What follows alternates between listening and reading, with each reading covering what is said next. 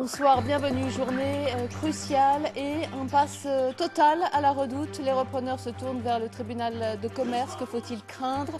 Que penser ce soir? 3 syndicats refusent de signer le protocole d'accord. Une journée très confuse, très tendue. Nous en parlerons avec Simon Colaone. Eurotunnel va-t-il devoir retirer ses 3 ferries My Ferry Link du Channel? Les autorités britanniques pourraient interdire à ces navires d'accoster dans le port de Douvres. Moins cuire, les aliments pour mieux vieillir. L'étude scientifique d'un professeur de Lille 2, l'Académie nationale de pharmacie cible surtout les frites mais aussi les céréales ou encore le café. Et puis un défilé de femmes enceintes, de femmes atteintes du cancer du sein. Elles affrontent la maladie, elles en parlent sans tabou, nous les entendrons. On reviendra dans un petit instant sur la situation à la Redoute, mais tout d'abord le groupe Eurotunnel. La décision sur les ferries interviendra en mai, début mai. Très précisément, la Commission de la concurrence a voulu interdire la desserte de Douvres. Eurotunnel fait part ce soir de son incompréhension. On voit ça avec Thomas Milot et Sébastien Guerec.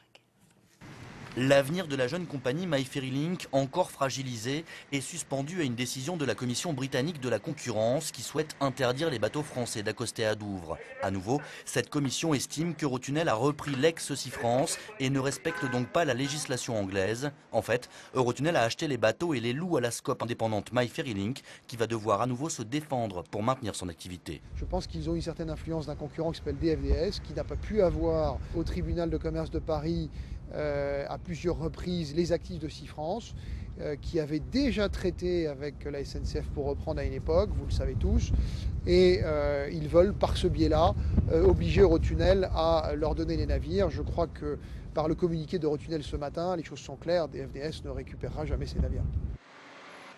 My Ferry Link avait déjà fait casser en décembre dernier une première décision d'interdire ses bateaux d'accoster outre-Manche. Malgré cette nouvelle menace d'arrêt de la compagnie, la confiance semble de mise du côté des 600 salariés. On a confiance en nous, on a confiance en la direction et pour nous, ça va passer. Aucune inquiétude? Non, pas d'inquiétude. La décision de la Commission de la concurrence devra être rendue en juin, mais dès le mois prochain, la direction de My Ferry Link ira opposer ses arguments à Londres afin de poursuivre son activité entre Calais et Douvres et protéger ses centaines d'employés. Eurotunnel, de son côté, a fait part de son incompréhension et serait contraint de retirer ses 3 bateaux du détroit du Pas-de-Calais en cas de confirmation de la mesure. Est-ce un vendredi noir pour la Redoute ou faut-il parler d'un sursis? En fin d'après-midi, dans un communiqué, les repreneurs indiquent s'en remettre désormais au tribunal de commerce. Quelles conséquences pour les salariés? Et ce au terme d'une journée extrêmement tendue. Simon Colaone, Fabien Garot. Jusqu'au bout! Jusqu'au bout! Un slogan qui illustre leur détermination. Leur limite fixée par la direction est dépassée peu après 14 heures. Mais les redoutables viennent d'apprendre une bonne nouvelle. La CFDT ne signe pas l'accord de la direction. Aujourd'hui, effectivement, on a pris la décision de ne pas signer. Pour autant, nous sommes toujours prêts à rentrer en négociation si la direction de la Redoute, via Kering, malgré leur communiqué de presse, est prêt effectivement à nous écouter. Donc voilà, nous on est ouverts. Maintenant, si eux ils prennent la décision effectivement de ne pas rouvrir les négociations, c'est de leur responsabilité, c'est pas la nôtre. C'est une victoire pour les salariés qui, là vous l'avez entendu, ils criaient jusqu'au bout, ben, on ira jusqu'au bout avec les salariés. Oui. La CFDT rejoint ainsi les 2 autres organisations syndicales mobilisées contre l'accord sur les mesures sociales proposées par Kering. Mais parmi les salariés rassemblés dehors, certains accusent le coup, ceux qui souhaitaient justement voir les syndicats accepter les propositions de la direction.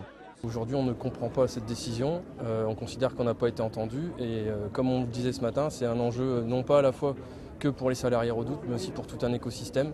Plus tôt dans la matinée, la tension était montée d'un cran entre les salariés pour et ceux contre la signature de l'accord, chacun tentant d'imposer son slogan. Moment choisi par les co-repreneurs, le duo Bala-Courteil, de rappeler l'urgence de la situation. Si nous n'avons pas ces signatures, pour 14 heures, nous serions dans l'obligation d'aller au tribunal C'est pas l'avenir que l'on veut pour la Redoute. Sans accord, la direction annonce ce soir dans un communiqué être dans l'obligation d'informer le tribunal de commerce de Lille des difficultés financières rencontrées par l'entreprise. La confusion règne au plus haut point. Personne n'est en mesure ce soir de dire si oui ou non les menaces seront mises à exécution. Bonsoir Simon Collaon, on vous retrouve donc à Roubaix. Simon, que peut-il se passer maintenant pour les salariés de la Redoute ? Eh bien écoutez Christelle, personne parmi les salariés, parmi les syndicats n'est en mesure de nous dire ce qui va se passer désormais. Est-ce que la procédure judiciaire a bel et bien été lancée? Est-ce un coup de bluff de la direction? On ne sait pas. La CGT, il y a quelques heures à peine, affirmé que Kering revenait à la table des négociations avant de faire marche en arrière. On ne sait plus vraiment qui croire. Il y a un élément à prendre en compte, c'est qu'après-demain, c'est le premier tour des élections municipales et que la fin de la Redoute serait vécue comme un véritable séisme. Certains espèrent que Kering offrira une nouvelle chance aux syndicats, mais les probabilités sont minces. Une seule chose est sûre, c'est que les redoutables ont prévu de se retrouver lundi matin en Assemblée Générale. Merci beaucoup Simon. Et puis Social toujours, le plan de reprise de Continental Nutrition semble en bonne voie pour être adopté. Examen hier du dossier au tribunal de commerce de Boulogne-sur-Mer. Le groupe parisien pressenti à lundi. La décision sera rendue en début de semaine prochaine. En bref, un homme blessé par un policier après le hold-up d'une banque à Lers ce matin. Le malfaiteur a été emmené au CHR et les 2 personnes qui l'accompagnaient ont été interpellées. Justice, la mort de la petite Lola, décédée en 2011. Son père est jugé en appel à Douai. Il avait été condamné à 13 ans de réclusion criminelle. On découvre ici ces images de la reconstitution des faits. À Calais, le bébé de 7 semaines était mort des suites d'une fracture du crâne. Et puis cette information encore, l'ancien procureur de Nanterre, Philippe Courroy, n'en a pas fini avec l'affaire des fadettes du Monde.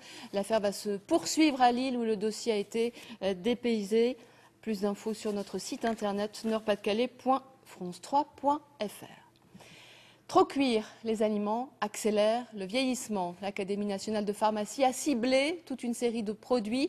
Ce sont les travaux scientifiques d'un professeur de Lille 2 qui ont servi de référence dans ce dossier qui nous alerte vraiment sur les frites, bien sûr, mais encore le pain grillé ou les biscuits. Yves Azernal, Alain Méry. Grignoter des chips n'est pas sans effet sur la santé à cause du sel et des mauvaises graisses. Mais un groupe de chercheurs lillois vient peut-être de découvrir une autre substance dangereuse contenue dans ces aliments, l'acrylamide, testée au pôle recherche de la fac de médecine de Lille sur ces souris. Le résultat est sans appel. Nos expériences sont les suivantes. Au niveau cellulaire et au niveau des souris, que l'on a exposées sur le long terme à des doses assez faibles de ces 2 produits, montrent clairement un vieillissement vasculaire accéléré, prématuré, en lien avec une rigidité artérielle qui en fait correspond chez l'homme à une hypertension artérielle. Sur la base de ces recherches, l'Académie nationale de pharmacie met désormais en garde particuliers et industriels contre une série d'aliments qui, cuits trop brutalement, pourraient accélérer le vieillissement.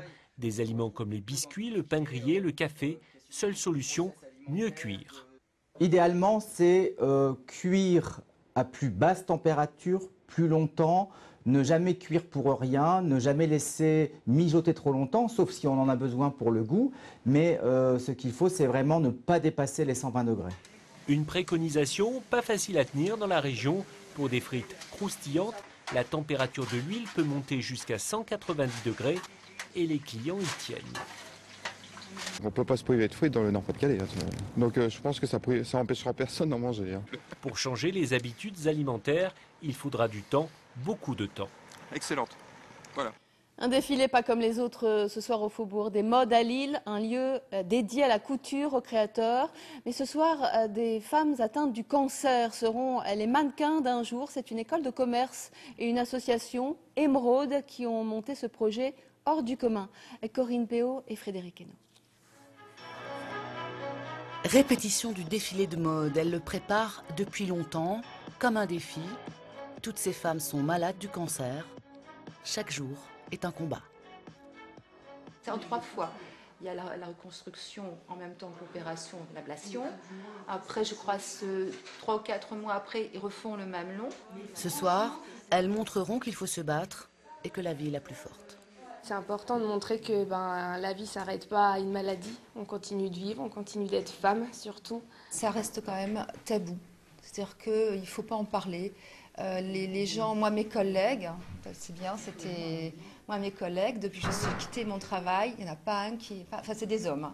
Personne ne m'a téléphoné. Je suis mutilée, c'est un peu dur. C'est très très dur psychologiquement, mais c'est pour montrer aussi qu'on est là. Et puis voilà, on est des femmes, on reste des femmes. Sensibiliser, prévenir, c'est le but de Défi le cancer, une soirée organisée par 12 étudiants de l'IESEG, une école de commerce lilloise. Ça m'a fait vraiment peur dans un sens, parce qu'en rencontrant ces femmes et en discutant avec elles, je me suis dit que ça pouvait me toucher moi, plus tard dans ma vie. Et donc ça donne envie aussi de faire attention, donc d'aller souvent faire des mammographies pour vérifier qu'il n'y a pas de problème. Nous sommes aussi là pour sensibiliser le public à cette maladie et également pour expliquer un peu tous les moyens de dépistage qui existent sur le cancer du sein.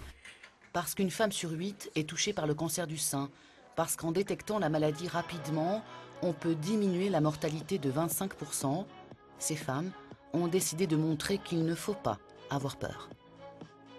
Le Salon du Livre a ouvert ses portes aujourd'hui à Paris. L'occasion pour nous de rencontrer 2 romancières nordistes, Carole Five et Virginie Carton.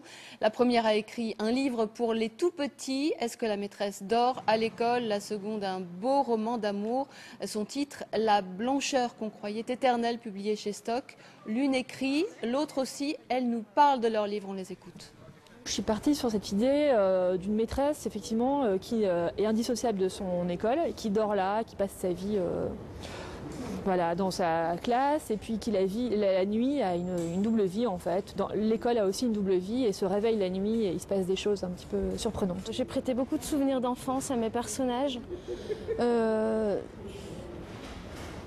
C'est un roman qui me tient vraiment à cœur, parce que je crois qu'à travers ce roman, j'exprime un mal-être que je vis, que j'ai vécu, et qu'on est beaucoup, je crois, à vivre aujourd'hui. Tout va si vite. Samedi et vous, demain après-midi sur notre antenne à 16h20, direction Mons, en Belgique, à Navongou, avec Jean-Luc Douchet et Antoine Morvan. Chaque quart d'heure, le son des 49 cloches du beffroi rythme la vie des Montois. Au bout des chemins pavés, au détour des ruelles et des jardins, il attire le regard. À son sommet, ses bulbes semblent tutoyer le ciel. C'est le seul beffroi baroque en Belgique.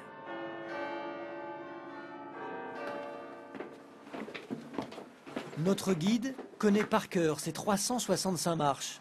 Manuela Valentino nous emmène à 87 mètres du sol. De là-haut, vue imprenable sur Mons, sa grande place et bien au-delà. Déjà, évidemment, on va voir la région de Mons, qu'on appelle la couronne verte, donc tous ces arbres et forêts qui entourent Mons. Et puis plus loin, on va voir jusque Ronquières, aux portes de Bruxelles. On va voir les plus grandes éoliennes d'Europe du côté d'Erqueline. Et de l'autre côté, vers la France, on va voir jusqu'à la région de Roubaix, par temps très dégagé. Le beffroi de Mons a été reconstruit en 1672, après l'écroulement de la tour de l'horloge. Au pied de l'édifice, c'est le coup de cœur de Manuela, le parc du Beffroi. Un endroit à part, entre mystères et légendes, au cœur de la ville. C'est un endroit vraiment magique, c'est un peu mythique comme ça, hors du temps. Et puis il y a beaucoup de légendes autour de ce site, notamment le fait que Jules César aurait déposé un trésor, que le dragon serait logé ici toute l'année. Et donc c'est vraiment des histoires finalement qui parlent et qui font rêver quand on vient se promener dans ce parc. En Belgique, dans le Nord-Pas-de-Calais et en Picardie, au total, 55 beffrois ont été reconnus par l'UNESCO. 24 janvier 2015, dans un peu moins d'un an, Mons sera capitale européenne de la culture. On en parle demain dans Samedi et vous, à partir de 16h20 sur France 3 Nord-Pas-de-Calais. Et Jean-Louis Manon nous a rejoint sur ce plateau. Bonsoir Jean-Louis, nous sommes à 2 jours des municipales. Oui, la campagne prend fin, on y voit plus clair et à partir de ce soir minuit même, les candidats ne pourront plus diffuser leur propagande électorale. Alors on va faire le point avec Véronique Marchand sur les 15 points chauds de ces élections municipales.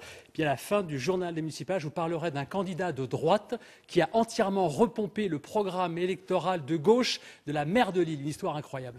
Eh bien, on verra ça. Merci beaucoup, Jean-Louis. À tout de suite. Merci à vous de nous avoir suivis. Dans un instant, France 3 Côte d'Opale pour les habitants du littoral et pour les autres, donc le JT des municipales avec ce soir Jean-Louis Manon et Véronique Marchand. Bon week-end. À tout de suite ou à demain. Retrouvez toute votre actualité régionale sur l'application France 3 Régions.